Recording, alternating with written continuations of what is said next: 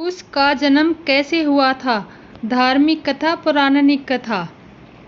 अयोध्या आने के बाद श्री राम और सीता जी पहली बार पता चलता है कि वे माता पिता बनने वाले हैं। सीता के गर्भवती होने की सूचना मिलने पर पूरे महल में खुशियों का माहौल था।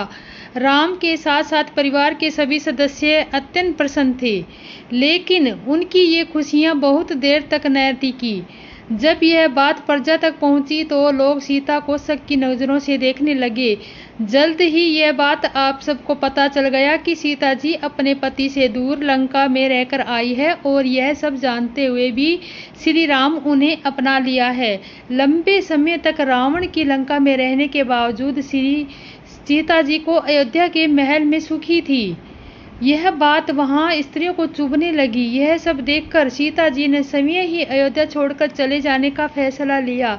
लक्ष्मण सीता जी को छोड़कर आए। वहां महर्षि वाल्मीकि उन्हें आकर ले गए। इस समय सीता जी गर्भवती थी, लेकिन प्रजा का ध्यान रखते हुए सीता ने एक आम सन्यासी बनने का निर्णय लिया।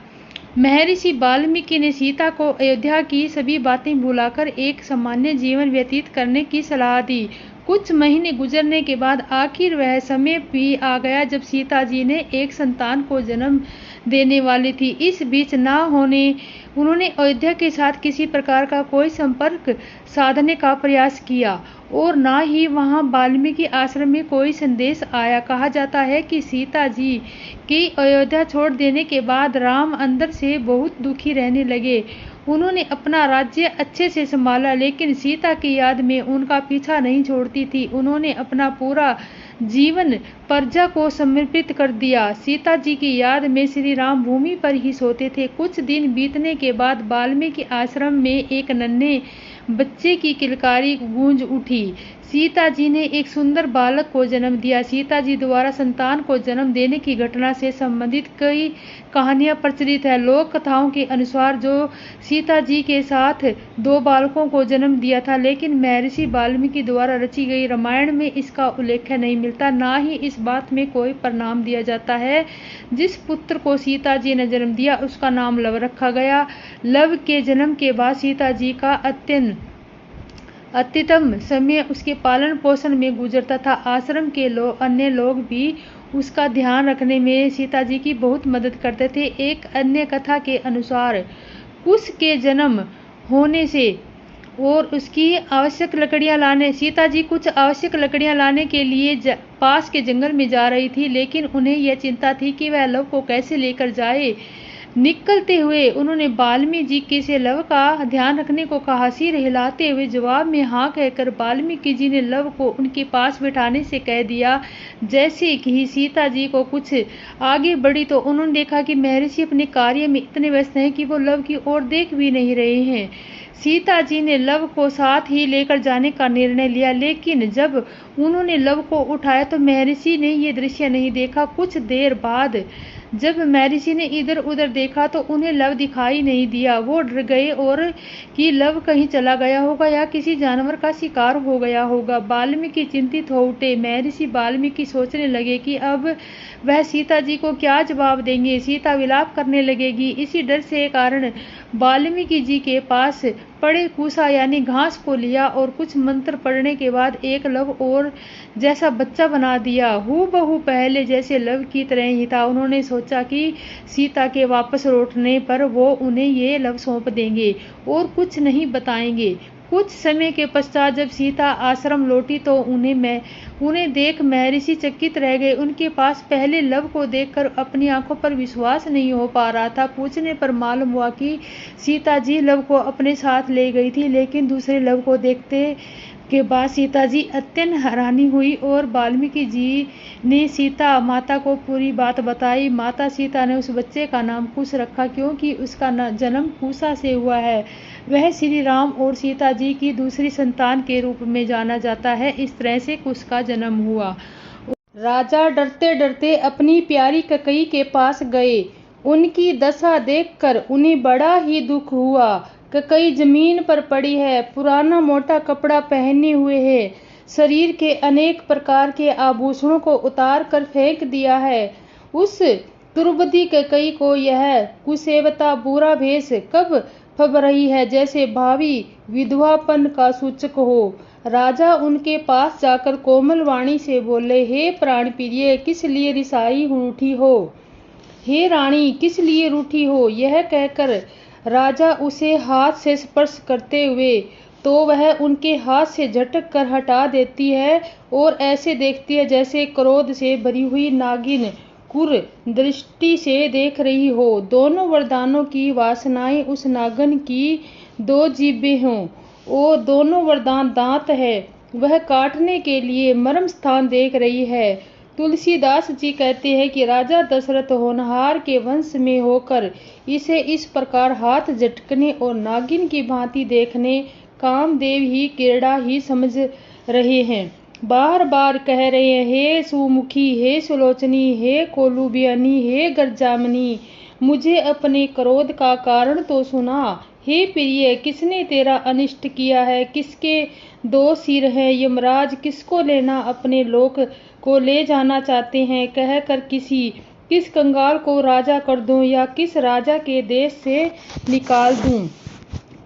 तेरा शत्रु अमर देवता भी हो तो मैं उसे भी मार सकता हूँ। बेचारे कीड़े मकोड़े सरीखे नर नारी तो चीज ही क्या है। हे सुंदरी, तू तो मेरा स्वभाव जानती है कि मेरा मन सदा तेरा मुख रूपी चंद्रमा का चकोर है। हे प्रिय, मेरी प्रजा, कुटुंबी, सर्वस्त्र संपत्ति, पुत्र, यहाँ तक कि मेरे प्राण भी, ये सब तेरे वंश में है, अधीन है। यदि तुझसे कपट करके कहता हूँ तो भामिनी, मुझे तो बार बार राम की सौगंध है, तू हंसकर प्रसन्नवत पूर्वक अपनी मनचाही बात मांग ले और अपने मनोहर अंगों को आभूषणों से सजा। मौका बेमौका तो मन में विचार कर देख। हे प्रिय, जल्दी इस बुरे वेश को त्याग दे।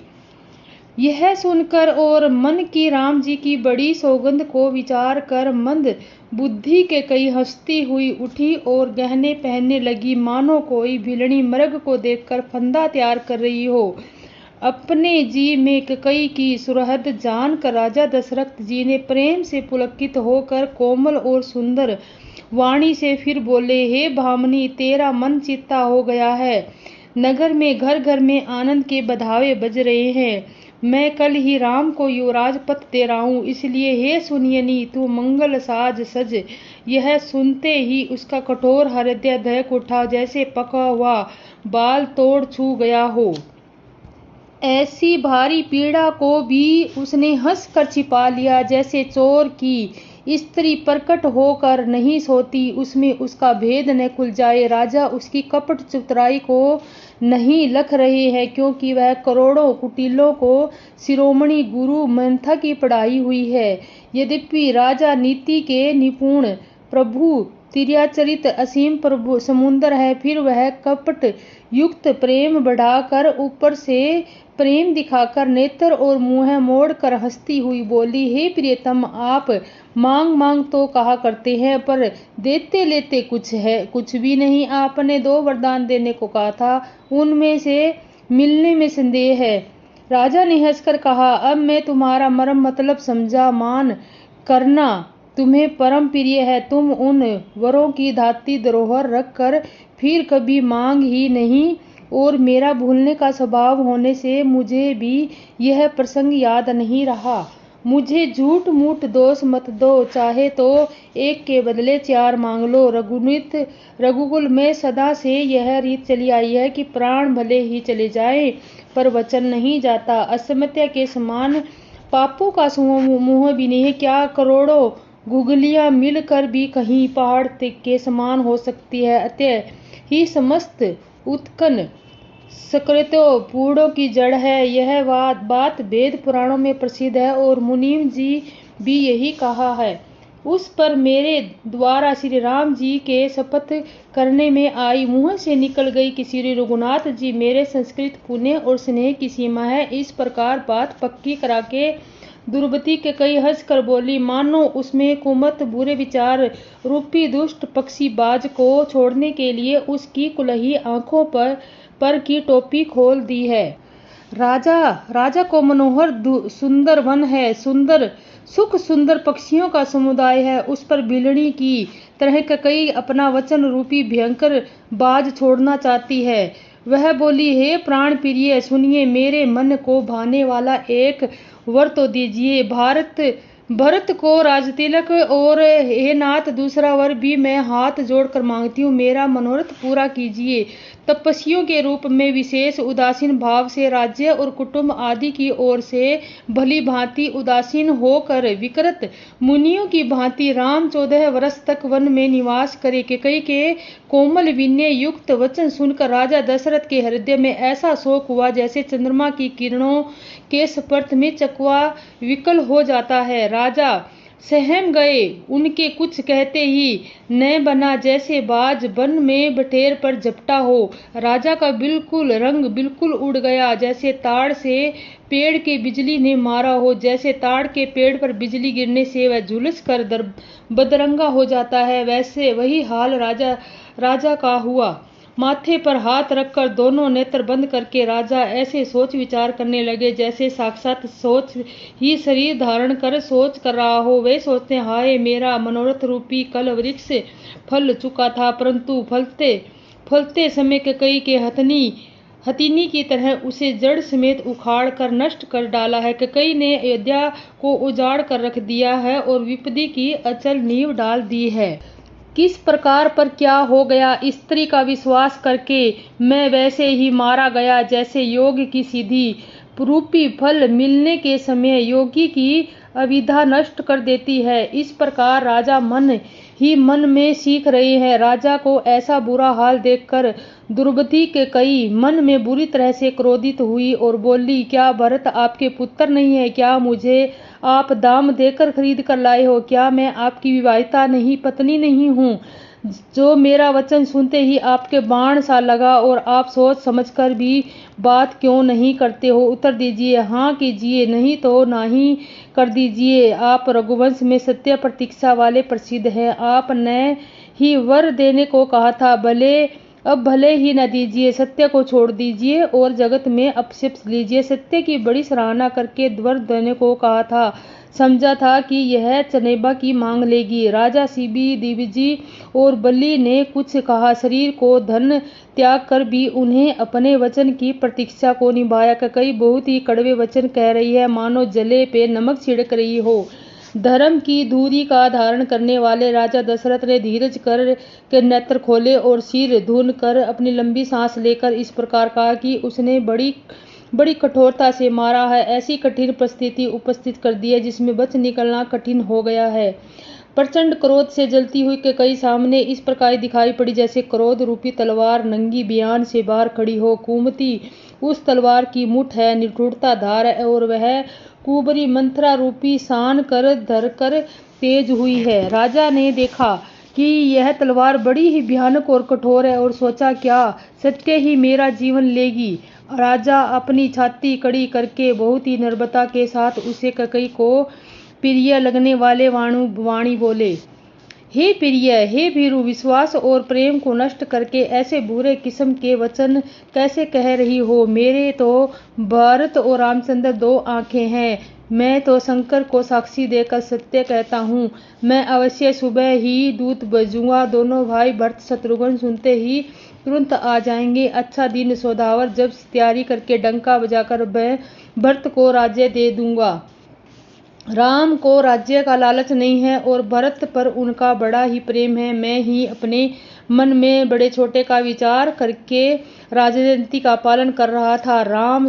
राम की 100 बार सौगंध खाकर मैं स्वभाव से ही कहता हूँ कि राम की माता कौशल्या ने इस विषय में मुझसे कभी कुछ नहीं कहा। अवश्य ही मैंने तुमसे बिना पूछे सब किया, इसी से मेरा मनोरथ खाली हो गया है। अब क्रोध छोड़ दूं और मंगल साज सज कुछ ही दिनों में भरत युवराज हो जाएंगे। एक ही बात का मुझे दुख लगा है कि तूने दूसरा वरदान बड़ी अचंड से मांगा है, उसकी आँच से अब ही मेरा हृदय जल रहा है। यदि दिलंगी से क्रोध में अवत्या सचमुच ही वास्तव में सच्चा है तो क्रोध को त्याग कर राम का अपराध तो बता। सब कोई तो कहते हैं कि राम बड़े ही साधु हैं। और कई फिर कड़वे और कठिन वचन बोलकर तू समीय राम की स्तुति करती है और उन पर स्नेह किया करती है। अब यह सुन कर मुझे संदेह हो गया कि तुम्हारी प्रसन्नता और स्नेह कहीं झूठे तो न थे। जिसका स्वभाव शत्रु जी को भी अनुकूल है, वह माता के प्रतिकूल आचरण क्यों करेगा। हे प्रिय, हंसी और क्रोध को छोड़ के और विवेक उचित अनुचित विचार कर वर मांग, जिससे अब मैं नेत्र भर कर भरत का राज्याभिषेक देख सकूं। मछली चाहे बिना पानी के जीती रहे और सांप भी चाहे बिना मणि के दिन दुखी होकर जीता रहे, परंतु मैं स्वभाव से ही कहता हूँ कि मन में जरा भी छल रखकर नहीं कि मेरा जीवन राम के बिना नहीं है। हे चतुर प्रिय जी, मैं समझ देख मेरा जीवन ही राम के दर्शन के अधीन है। राम के कोमल वचन सुनकर दुर्बदूब कई अत्यंत जल रही है, जैसे अग्नि में घी की आहुतियां पड़ रही है। कई कहती है, आप करोड़ों उपाय क्यों न करें, यहाँ आपकी माया चालबाजी नहीं चलेगी। या तो मैंने जो मांगा है सो दे दीजिए, नहीं तो नाही करके अपशिप लीजिए। मुझे प्रचंड बखड़े नहीं सुहाते। राम साधु, आप सियाने साधु हैं और राम की माता भी भली है और मैंने सबको पहचान लिया। कौशल्या ने मेरा जैसा भला चाहा है, मैं भी साका करके याद करने योग्य उन्हें वैसा ही फल दूंगी। सुबह होते ही मुनि का रूप धारण कर यदि राम वन को नहीं जाते हैं तो हे राजन, मन में निश्चय समझ लीजिए कि मेरा मरना होगा और आपका अपशप। ऐसा कहकर कुटिल के कई उठ खड़ी हुई, जैसे क्रोध को नदी उमड़ी हो। वह नदी पाप रूपी पहाड़ से प्रकट हुई हो और क्रोध रूपी जल से ही भरी हो, देखी नहीं जाती। दोनों वरदान उस नदी के किनारे हैं। कई का कठिन हट ही उसकी तीव्र धारा है और कुबरी मंत्रा के वचनों की प्रेरणा ही भंवर है। वह क्रोध रूपी नदी राजा दशरथ रूपी वृक्ष की जड़ मूल से ठहराती है। विपदी रूपदी समुद्र की ओर सीधे चली है। राजा ने समझ लिया कि इस बात में सचमुच वास्तव में सच्ची है। स्त्री के बहाने मेरी मृत्यु ही सिर पर नाच रही है। तंत्र राजा ने कई के चरण पकड़कर उसे बिठाकर विनती की कि तू सूर्यकुल रूपी वृक्ष के लिए कुल्हाड़ी मत बन। तू मेरा मस्तक मांग ले, मैं तुझे अभी दे दूं, पर विवाह राम के विरह में मुझे मत मार। किस प्रकार से तू राम को रख ले, नहीं तो जन्म पर तेरी छाती जलेगी। राजा ने देखा कि योग अस्थायी है, अतः वे अत्यंत वार्तवाणी है। हे राम, राजा राम, हाँ रघुनाथ कहते हुए सिर पटककर जमीन पर गिर पड़े। राजा व्याकुल हो गए, उसका शरीर शिथिल पड़ गया कि हथनी के कल्प वृक्ष को उखाड़ फेंका हो। कंठ सूख गया, मुख से बात नहीं निकलती, मानो पानी के बिना पहिना नामक मछली तड़प रही हो।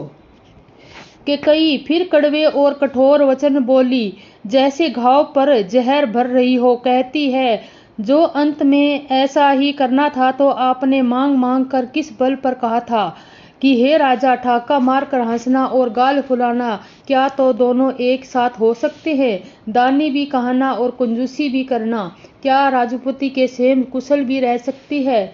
या तो वचन प्रतीक्षा ही छोड़ दीजिए या धरने धारण कीजिए। सो असहाय स्त्री को भांति रोइए पीटिए कहा। सत्यवर्ती के लिए जो शरीर स्त्री पुरुष धन और पृथ्वी सब तिनके के बराबर कहे गए हैं। कई के मर्म वेदी वचन सुनकर राजा ने कहा कि तू तो चाहे कहे, तेरा कुछ भी दोष नहीं है। मेरा काल मुझे मानो विसाच होकर लग गया हो, वहीं तुझ से यह सब कहलवा रहा है।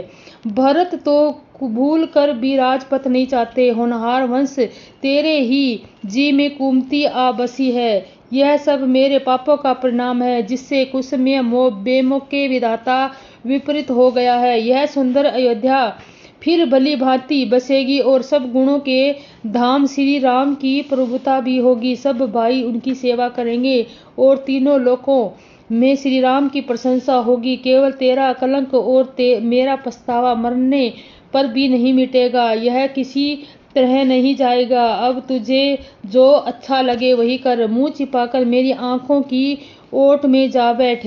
मैं हाथ जोड़कर कहता हूँ कि जब तक जीता हूँ जब तक फिर भी कुछ न कहना। अरे अभागनी, फिर तू अंत में पछताएगी। तू नहारों के लिए गाय को मार रही है। राजा करोड़ों प्रकार के बहुत तरह के समझाकर और यह कहकर कि तू क्यों सर्वनाश कर रही है, पृथ्वी पर गिर पड़े और छल कपट करने में चतुर कई कुछ बोलती नहीं, मानो मौन कर कर मसान जगा रही हो और शमशान में बैठकर नेत्र मंत्र सिद्ध कर रही हो। हे राम राम राम रट रही है और ऐसे व्याकुल है जैसे कोई पक्षी पंख के बिना बेहाल हो। वे अपने हृदय में मानते हैं कि सुबह न हो और कोई जाकर श्री रामचंद्र जी से ये बात न कहे। हे रघुकुल के गुरु, बंढेर पुल स्वरूप सूर्य भगवान, आपका अपना उद्यन दे अयोध्या को बेहाल देखकर आपके हृदय में बड़ी पीड़ा होगी। राजा और प्रीति और ककई की निठुरता दोनों को ब्रह्मा तक सीमा तक रचकर बनाया है। विलाप करते करते राजा को सवेरा हो गया। राजधार पर वीणा बांसुरी और शंख की ध्वनि होने लगी।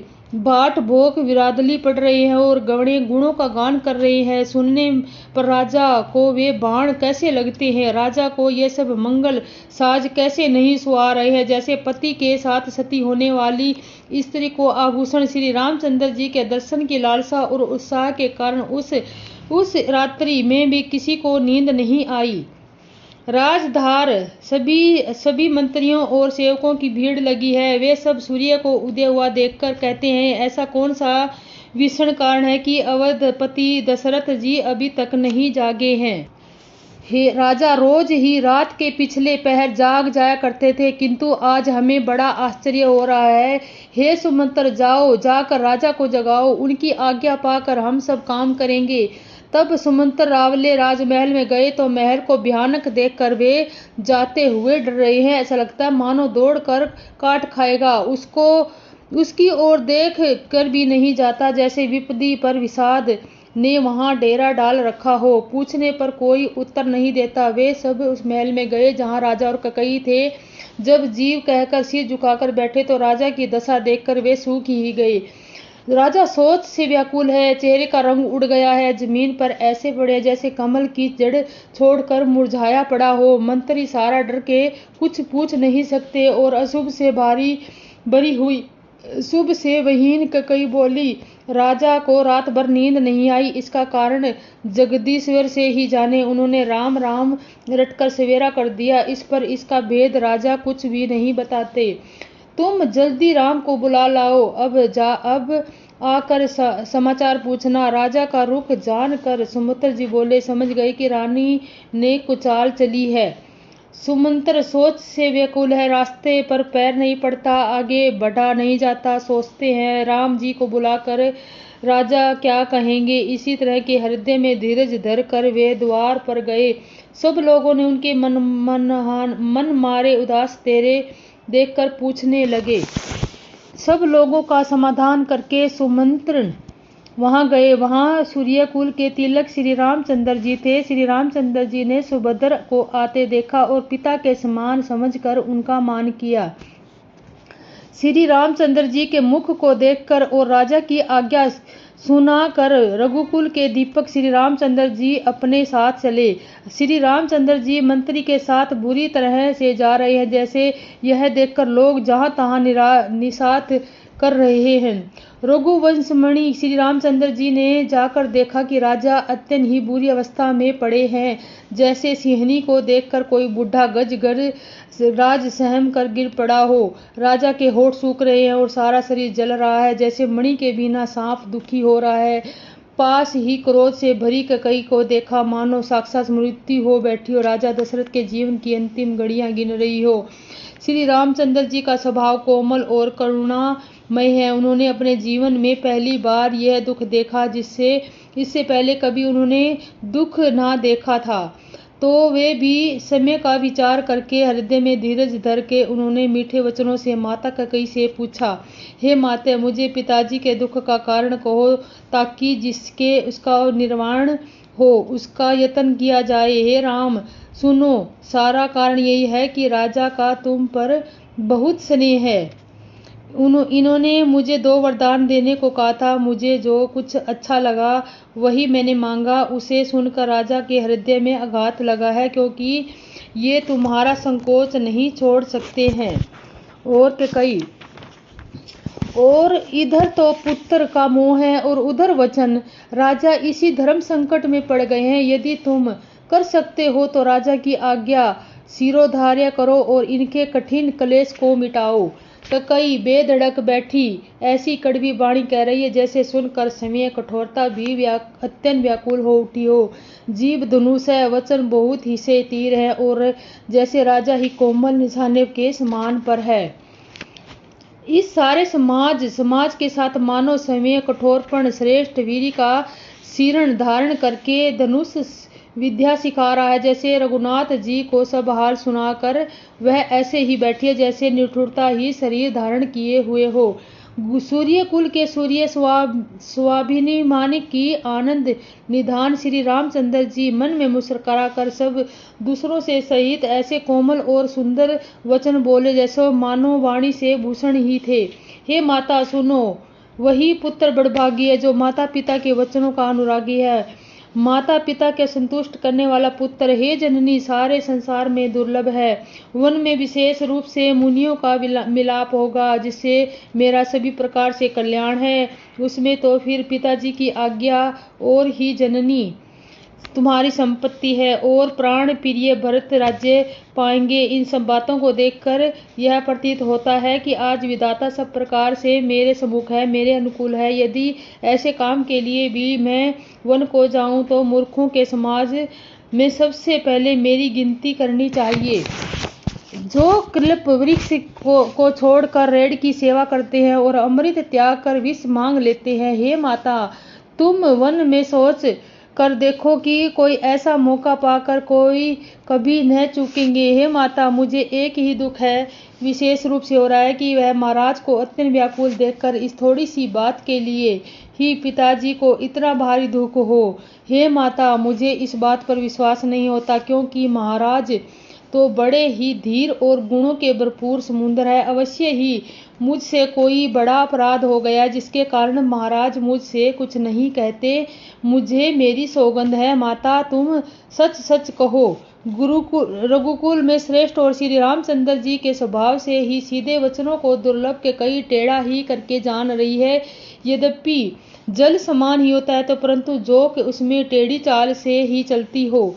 रानी कई श्री रामचंद्र जी का रुख पाकर हर्षित हो गई और कपट पूर्ण स्नेह दिखाकर बोली, तुम्हारी शपथ और भरत जी की सौगंध है, मुझे राजा के दुख का दूसरा कुछ भी कारण विदित नहीं है। हे तात, तुम अपराध के योग्य नहीं हो, तुमसे माता पिता का अपराध बन पड़े यह संभव नहीं है। तुम तो माता पिता और भाइयों को सुख देने वाले हो।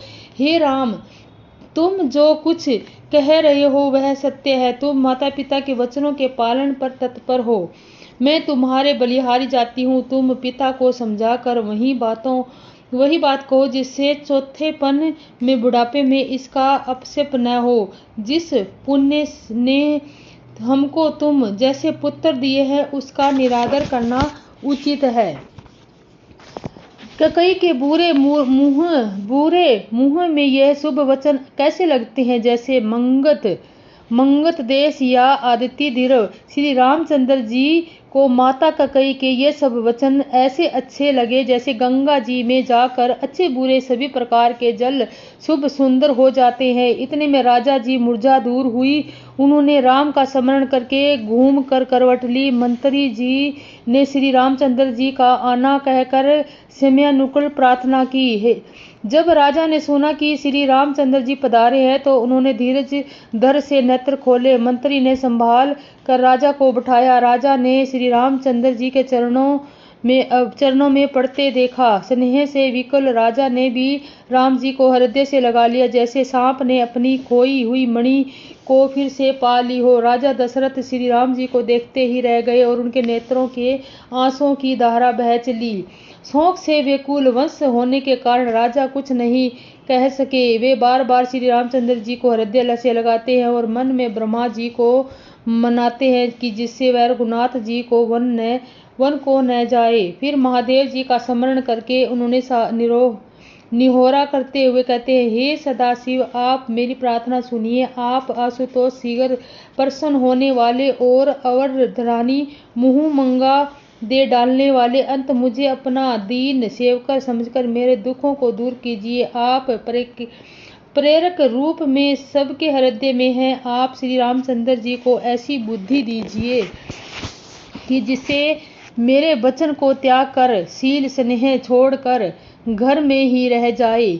जगत में चाहे अपशप हो, दुष्यंत नष्ट हो जाए, चाहे नया पाप होने से मैं नरक में गिरूं अथवा नरक स्वर्ग चला जाऊं, और भी सब प्रकार के दुख आप मुझसे सहन करा ले, परंतु श्री रामचंद्र जी को मेरी आंखों की ओट न हो।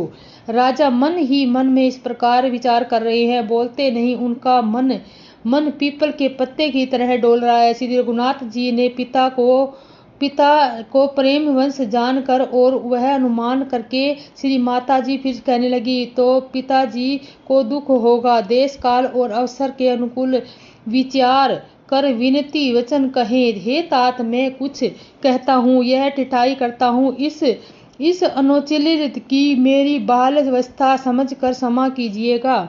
इससे अत्यंत तुच्छ बात के लिए आपने इतना दुख पाया है। मुझे किसी से पहले कहकर यह बात नहीं जनाई। स्वामी, आपको इस दशा में देखकर मैंने माता से पूछा। उन्होंने सारा प्रसंग सुनकर मेरे सब अंग शीतल हो गए हैं। मुझे बड़ी प्रसन्नता हुई कि हे पिताजी, इस मंगल के समय स्नेहवश होकर सोच करना छोड़ दीजिए और हृदय में प्रसन्न होकर मुझे आज्ञा दीजिए। यह कहते हुए प्रभु श्री रामचंद्र जी सगल पुलकित हो गए।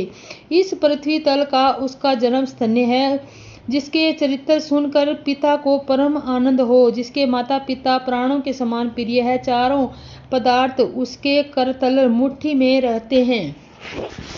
ओ राजा दशरथ को आपकी आज्ञा का पालन करके और जन्म का फल पाकर मैं जल्दी से लौट आऊंगा, अतः कृपया आज्ञा दीजिए। माता से विदा मांग आता हूँ, फिर आपको पैर लगकर प्रणाम करके वन को चलूंगा। ऐसा कहकर तब श्री रामचंद्र जी वहां से चल दिए। राजा ने शोक वश में कोई उत्तर नहीं दिया। वह बहुत सी तीखी अप्रिय बात नगर भर में इतनी जल्दी फैल गई कि जैसे डंके मारते हुए बिच्छू का जहर सारे शरीर में चढ़ गया हो। इस बात को सुनकर स्त्री पुरुष ऐसे व्याकुल हो गए जैसे दावानल वन में आग लगी हो, जिसे देखकर बेल और वृक्ष मुरझा जाते हैं। जो सुनता है वही सिर धुन से पीटने लगता है। बड़ा निषाद है, किसी को धीरज नहीं बंधाता, सबके मुंह सूख जाते हैं, आंखों में आंसू बहते हैं, शोक हृदय में नहीं समाता। पहले करुणाकर्ष की सेना अवध पर डंका बजाकर उतर आई हो। सब मेल मिल गए थे, पर सब संयोग ठीक हो गए थे। इतने में विधाता ने बात बिगाड़ दी। जहां तहां लोग कई को गाली दे रहे हैं। इस पापनी ने क्या सूझ पड़ा कि इसने छाए घर पर आग लगा दी है। अपने हाथ से अपनी आंखों को निकालकर आंखों के बिना देखना चाहती है और अमृत फेंक कर विष चखना चाहती है। यह कुटिल कठोर दुर्गंध और अभागनी के कई रघुवंशी रूपी बांस के वन के लिए अग्नि हो गई है। पत्ते पर बैठकर इसने पेड़ को काट डाला है। सुख में शोक का ठाठ रट कर दिया। श्री रामचंद्र जी को इसे सदा प्राणों के समान प्रिय थे, फिर भी न जाने इसके कारण यह कुटिलता आई है। कवि सत्य ही कहते हैं, स्त्री का स्वभाव सब प्रकार से पकड़ में न हो आने योग्य अथवा और रहस्य भरा होता है। अपनी परछाई भले ही पकड़ी जाए, पर भाई स्त्रियों की गति चाल नहीं जान सकती। आग क्या नहीं जला सकती, समुद्र में क्या नहीं समा सकता, अबला कहानी वाली प्रॉब्लम स्त्री जाति क्या नहीं कर सकती, और जगत में काल किसको नहीं खाता। विधाता ने क्या सुना और क्या सुना दिया और क्या दिखाकर वह दिखाना चाहता है। ऐसे एक कहते हैं कि राजा ने अच्छा नहीं किया, द्रौपदी कैकेयी को विचार कर वर नहीं दिया, जो हट करके कैकेयी की बात को पूरा करने में अड़ रहे हैं। समय सब दुखों के पात्र हो गए हैं। स्त्री के विशेष वश के होने के कारण मानो उसका ज्ञान और गुण जाता है। एक दूसरे को धर्म मर्यादा को चाहते हैं और सियाने हैं,